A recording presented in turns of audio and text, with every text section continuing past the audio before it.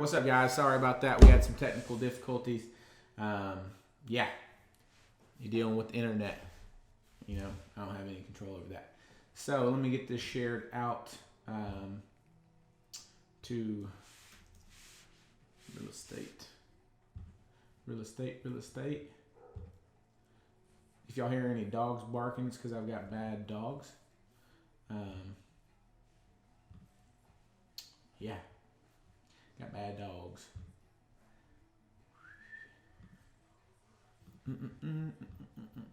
So I was gonna play some hype music, but I found out from my man Brian over here that Facebook will shut me down, and I'm already in user timeout from posting to so many groups. I just got a notification that I can't share into any groups until actually it's probably past now. Let me see if I can share. It said 12:08. They're like, you are banned from sharing into groups. So I'm gonna try something, and let's see here.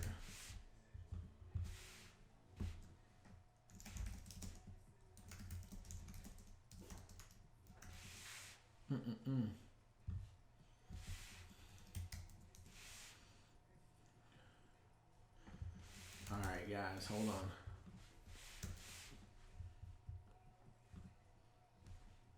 Ooh, I'm not in timeout anymore. Oh, goodness. Hey, guys, Jay Combs here, Our Home Real Estate. Coach Jay Combs. Going to dive into a little bit, but anyway, for those who don't know me, I've been in real estate for about 2.5, 3 years. It'll be 3 years in March, and I just surpassed total with my groups and everything over $80 million in real estate. And for a lot of people, that's a lot, and for a lot more people, that's hardly anything. I was actually just in Las Vegas with 400 of the top real estate entrepreneurs in the United States, and I was sitting down with a lady from California, and she was at 275 transactions for 250 plus million, and it was crazy because I'm like, man, look at us, just little guys, we're just the little people. And then I started digging deeper. Well, their average price points, $850,000. So it just makes it a lot different. If I were in that kind of market, we'd be at $140 million. So or $150 million. So it just kind of put some things into perspective. One, for me to broaden the range, find places to where real estate's more expensive, and to continue my outreach. But man, I went to Las Vegas to expand my mind and really get confirmation on what I saw in Nashville. Me and my fiance, we went to a real estate conference in Nashville about 6 weeks ago and got a lot of nuggets, but I wanted to go and see it again so I could get everything identified, go over it a second time, and try to perfect it. Information, confirmation, and you can never change doing something one time. It's going to take multiple times for you to perfect that. Let me see here. I'm going to click on this bad boy.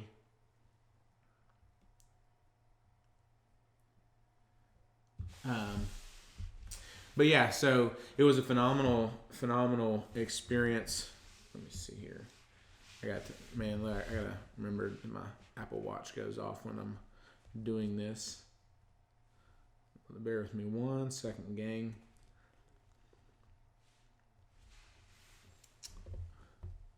So, man, I've been in the business. We just hit $80 million. And, for most people that don't know me, I wasn't in any type of sales until about 8 years ago. Got into sales and graduated college. Graduated high school, dropped out of college, lived from couch to couch, negative $400 in my bank account, absolutely no money. Moved to Knoxville in 2009 or 10 and didn't have any money, didn't know a single soul other than my grandmother, and decided to make the change and get out of my comfort zone and move just to where I could have a fresh start. And I think we all start somewhere. And I think there's many times where, we do something and we have a life-altering moment, a life-changing moment where it's like, hey, I've got to make some changes to better my life. And it was funny. in one of my videos a couple weeks ago, I was talking about a life-altering moment. Like, what life-changing moment will help you go out and change your perspective? What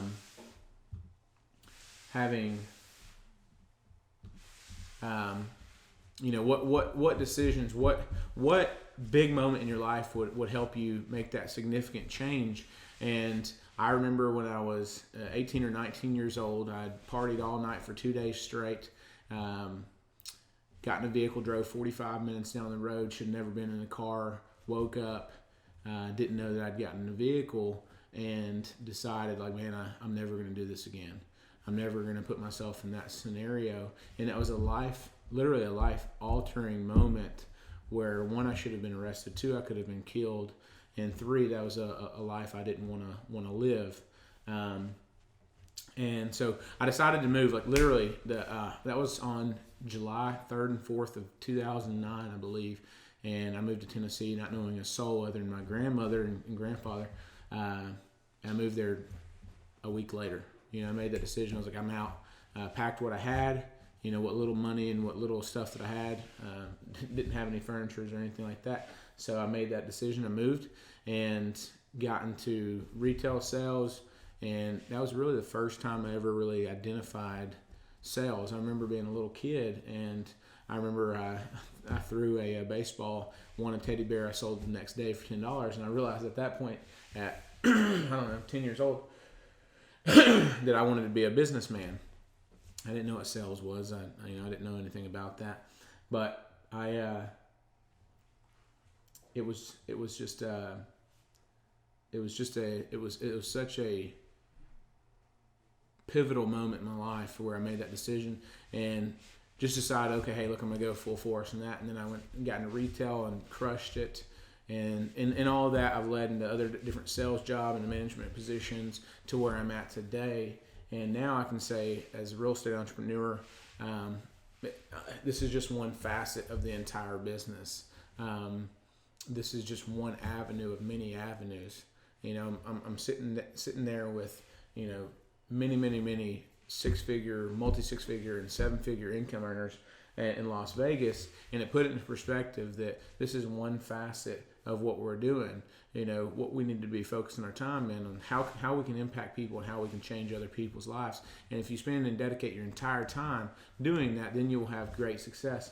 But I wanted to hit on a few things on what I got from E.T. the hip hop preacher.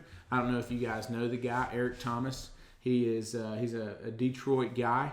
He's the guy that had the story about how if you want to succeed as much as you want to breathe, then you'll be successful. He talks about the young boy goes out in the water. He said, I want mentorship. He says, goes out to the water, and he's going deeper and deeper. And the boy's like, what are we doing? It's 5 a.m. Goes deeper and deeper and deeper. And the guy said, if you want to be successful, just follow me. And he goes out deeper and deeper. Now he's up to his chin in water. And the boy thinks this guy is crazy. And then he continues to go, and he's like, trust me, man, if you want to succeed, follow me, do what I'm doing, quit making excuses. Well, he gets him down to where he's like right at his nose in the water, and he dives his head in the water, and he's holding him down in the water, and the kid's fighting, screaming, doing what he can to survive, and he's holding him down, to the kid scratching, fighting, and finally he gets himself out of the water, and he was like, what in the heck is going on? What are you doing? And the guy, the guru, is what he was saying. He was like, at that point in time, whenever you're underwater, what was the most important thing to you? And the kid was like, I wanted to breathe. And he said, exactly. When you want to be so successful, as bad as you want to breathe, when it's that important to you, then you'll be successful. So I took some key takeaways, and E.T. was talking about, what percent in your life are you giving 100%, or really 120%? What area are you giving 120% in your life? And I'm thinking at it, I'm like, man, nothing. I'm not giving any area of my life 120%. I'm not giving my business 120%. I'm not giving my relationships 120%. I'm not giving my spiritual that spiritual side of me. I'm not giving that 120%. And that just goes out and opened my eyes. Like, man, I'm not fulfilling. I'm not giving it all. I'm not giving at all. I show up for work every single day. I make my dials. I go out and prospect, and I go out and network every single day.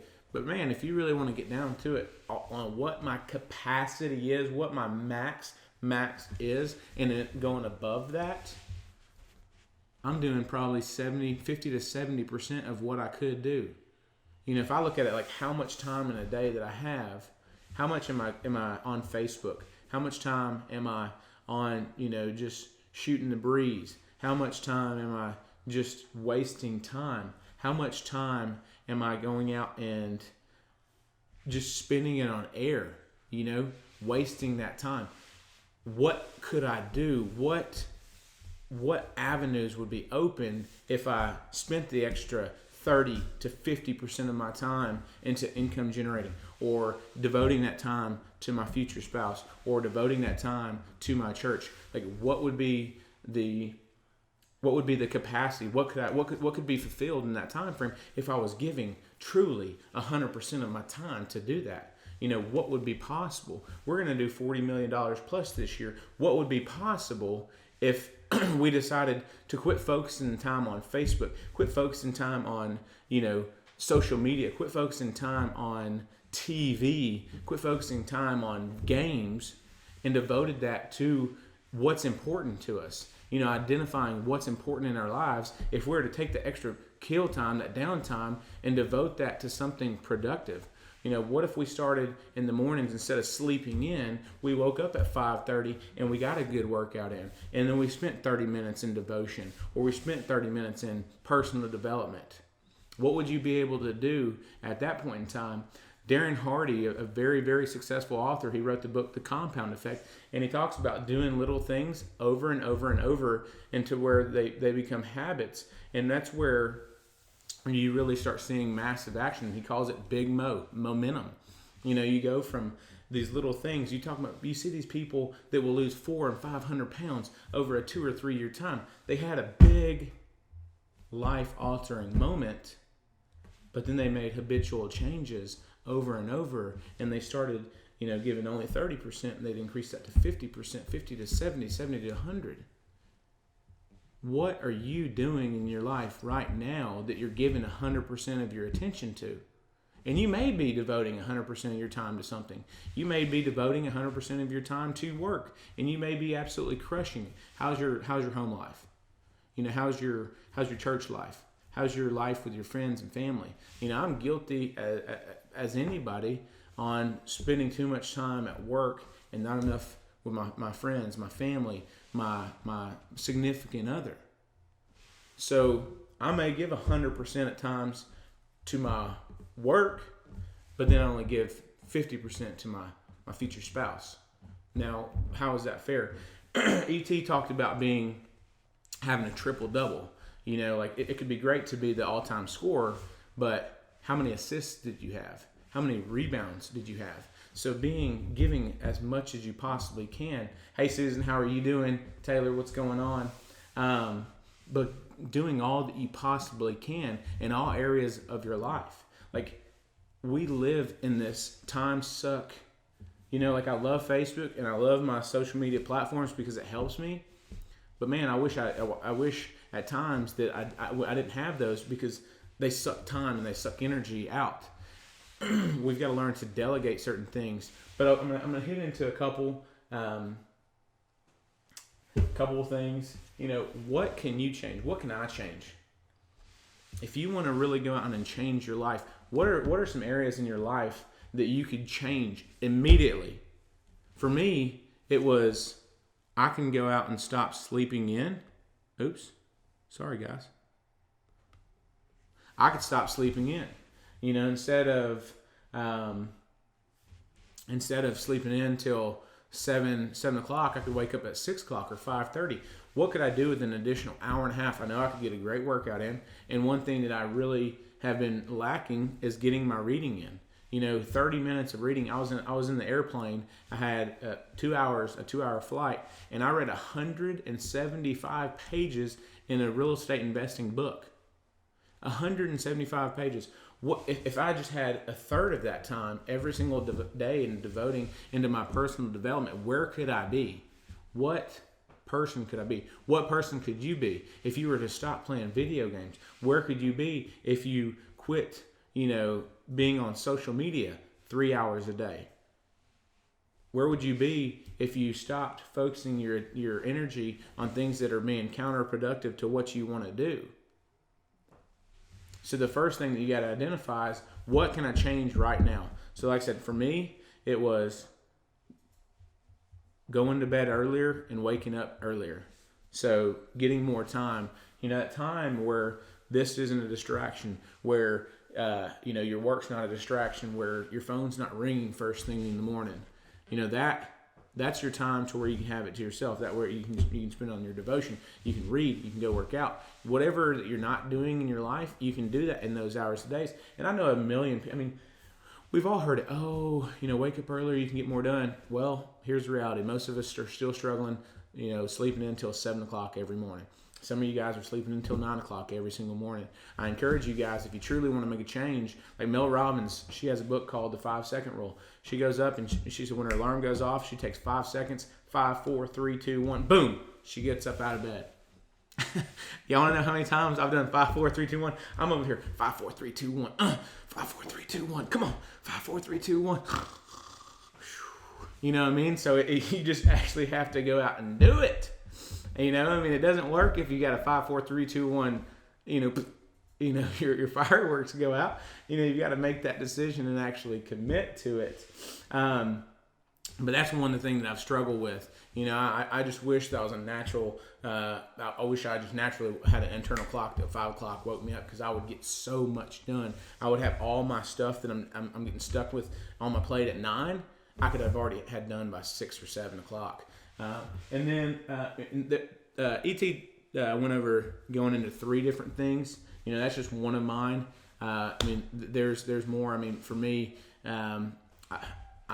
as I grow and I mature, I always want to start now treating every person as if they could be the next superstar in my life, someone that could complement my life.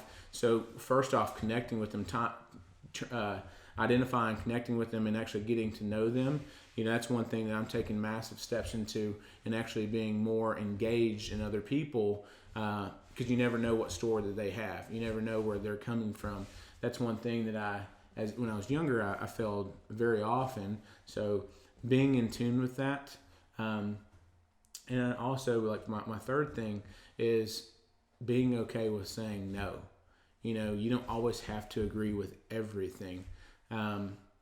There are certain times where, in order to be in all 3 aspects, whatever aspects those are, but being a high producer at your spiritual, your relationships, your business, whatever those may be, those are things for me. But sometimes I'm going to have to say no in order to produce at the other level. I can still stay high level up here, but I've got to say no to certain things that will distract me. If your friends say, "Man, hey, we got to go out and do this," but it's going to keep you out till 2 a.m., it's time to say no. So change, today, make the commitment to change 2 or 3 things in your life that will immediately affect you in a positive manner. And I encourage you, write this stuff down, because that's going to lead me into, how are you tracking those? Identify, write it down, write 3 things that you're going to do to change, and then write those down, and then track them. This is where I think all of us fail, is tracking. In whatever area in your life that is, how many pages are you reading in your scripture? How many calls are you making? How many minutes are you doing cardio? How many sales prospecting calls are you doing? How many personal visits are you taking? Whatever that is, you've got to track that. And I think those who track them the most, the people who track the best, the people that are most efficient in tracking, are the ones that are crushing it. I sat down with a company doing 1,000 transactions, and it doesn't matter what platform you're in. It doesn't matter what industry you're in. 1,000 transactions. I sat down with someone with 2,000 transactions. I sat down with someone with 1,300 transactions, and I sat down with a group that's doing several thousand transactions annually. You know what their big secret to success is? They track income and business generating activities. They tracked 5 to 10 different variables in their business, and they track them every single day so that they could, it's not just them holding themselves accountable. They made it public and said, hey, boom, this is what you're doing. These are the people that aren't. Because the people at the bottom of the list, they're not going to want to stay at the bottom. If you're in any type of sales or business, you want to be at the top. If you're in recruiting, you want to be at the top. You don't want to be at the guy at the bottom of the list every single time, every single sales meeting, right? You want to be the guy that's at the top. If you're in fitness, you want to be the guy that's winning the awards on stage. If you're the guy that's got a church and you're trying to grow your church, you want to be the guy that's got the most people in your congregation, that you're impacting the most. It doesn't matter. Anyway, anybody that's watching this, please share this. This has probably been my best podcast so far. This has got some real good nuggets. Share this, like this. Give me a Real Talk Monday hashtag for all those, and give me some comments. Love to hear what you guys have to say. But tracking that will automatically keep you accountable. But you've got to have a partner. You've got to have someone else in the business that's helping you, because this isn't just a one-person goal. I mean, you can't. If I want to hit $80 million next year, I've got to have more people, right? It's just simple math. You got to have more people in your organization to be able to hit those goals.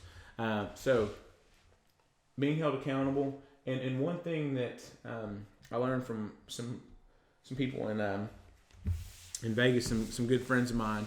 They call it greatness coaching. I'm going to steal that just so you guys know this. Some friends of mine in Detroit. I think it's Real Team Real Estate.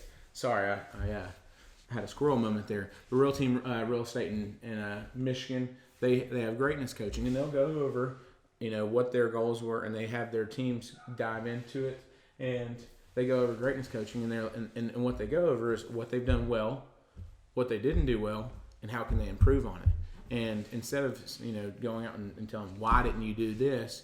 Hey guys, who do you know that's doing well? How can we model them? What can we do to improve? Right? And going into those steps, and that way, whenever you're coaching your team, you do it the right way. And if anyone, I've been terrible at that. I've been hey, we've got to do this, this, and this, instead of like, hey, guys, this is the team that's doing it well. This is what they're doing. How can we go out and adopt this as a team? So it's now the whole team is holding themselves accountable. But that's going to lead into like all these guys are steps that that mirror each other. Who's influencing me? That's one thing. If I can say one thing that I've done right in my career, and I've had a lot of things that I've done wrong, is I've always reached up. I've always reached out, and everywhere I go, every conference, I try to make myself. I try to be engaged as much, and people see me as an extrovert. Really, truly, I'm kind of an introverted person. I don't like to go out and push myself out of that comfort zone. I don't like to go out and put myself out here. When I get behind this camera, I'm like, oh God, there's someone out there that's judging me. And I'm okay with that now, because I want to push myself outside of that comfort zone so that I can do more. But I've always reached up, and I've always asked questions, and I've always engaged so I can learn and learn from other people. They talk about, you learn from your mistakes. Well, real smart people learn from other people's mistakes. Right? And that's what I want you guys to do, is learn from my mistakes whenever you go out and you're in real estate, or you're in sales, or you're in network marketing, or whatever your business may be. I want you guys to say, man, that guy really messed that up, but now I've learned from his mistakes because he put it out there. Being vulnerable at times really helps. It sucks. But it's part of it. But who's influencing, these kind of go hand in hand too. Who are you surrounding yourself? Who am I putting myself around? I'll tell you this, when I moved to Arkansas, I cut out almost every single person because I wasn't living the right life. I wasn't hanging around the people that were pushing me to be great. I wasn't hanging around the people that were setting the goals. I wasn't hanging around the people that had big ambition. I've always been ambitious. I've always wanted to do great things, and I've always tried to reach up to people that were doing better than me, and that's helped me. You can't go from being a knucklehead kid from a town with 600 people that graduated high school that has 3 college credit hours to his name, and start a real estate company up that's done over $1 million in commissions this year. It's impossible. You can't do that by luck. You have to mess up many single times. You've got to learn from people that are doing it more. I sat down with teams that are doing, $5+ million in commissions year over year that's doing more. There's one team that I think it's over $7 million. They're doing something right. Reaching out to those people all the time and trying to grow yourself. But I will end it with this. Write those things down. If you care about yourself, if you care about your significant other, if you care about your business, if you care about this fourth quarter and you want to make 2019 a great year, quit watching this video and just watching it. Sit down, put a pen and paper, write down 3 things that you're going to change, and I want you guys to share those with me. I don't care if you send them as a personal message. I don't care what it may look like. Share those with me. I will do everything in my power to help you accountable, and I'll also let you guys know, how ours is going. We're implementing new things, late in this year, so that when the market's taking this big shift next year, that we're still crushing it. We're babies in this business, but I encourage you guys to watch our journey, watch what we're doing, take the nuggets, because there's value in this. And you guys, you've got to know it. This isn't just coming from me. This is E.T. the hip hop preacher. I'm just an extension of what T's told me. I'm sharing with you guys, and that's all it is. Greatness isn't learned. Greatness isn't anything that's just new. Greats learn from greats that were before them, and they share what they've heard. A true, like when we were in school, I think this is why I rebelled so much in school. In school, they teach you not to cheat, not to take a shortcut, not to go out and take notes from other people. In business, the best cheaters are the ones who grow the fastest. All I'm going to do is I'm going to take this idea from somebody I listen to. I'm going to put it into my business. I'm going to learn it, and I'm going to go out and duplicate it. That's the best business entrepreneurs. They're taking ideas. You think coaching? You think what I'm telling you? I just got it up and made it myself? No, I've learned everything that I know from people. Success leaves clues, leaves little crumbs, and I'm trying to gobble up all those crumbs that I can so I can help people. But yeah, I just I appreciate you guys tuning in. I encourage you guys to share this. If you guys have enjoyed it, give me some feedback. If you'll have any questions about what we're doing, I'd love to help you guys out. But I can't wait for you guys to enjoy this ride. And this is super early, but whenever we're on episode 257, I can't wait for the original people that have been watching this to say, man, I watched that company grow from 40 million to 400 million. And I want you guys to be a part of the ride. I'll tell you guys this, we're looking to grow the business. I'm looking to add agents. I can't hit my goal until I help other people hit their goal. We as a team cannot go out and hit our team goals just by ourselves. We have to have more people in the business. So if you guys know anybody that's looking to get into the business, please have them reach out. We're looking for administrative. We're looking for sales. We're looking for, OSAs, ISAs, the full spectrum, and we're looking for. So hope to connect with you guys. If y'all have any questions, please give me a shout. I hope you guys enjoy this, and we'll see you next week. Tune in.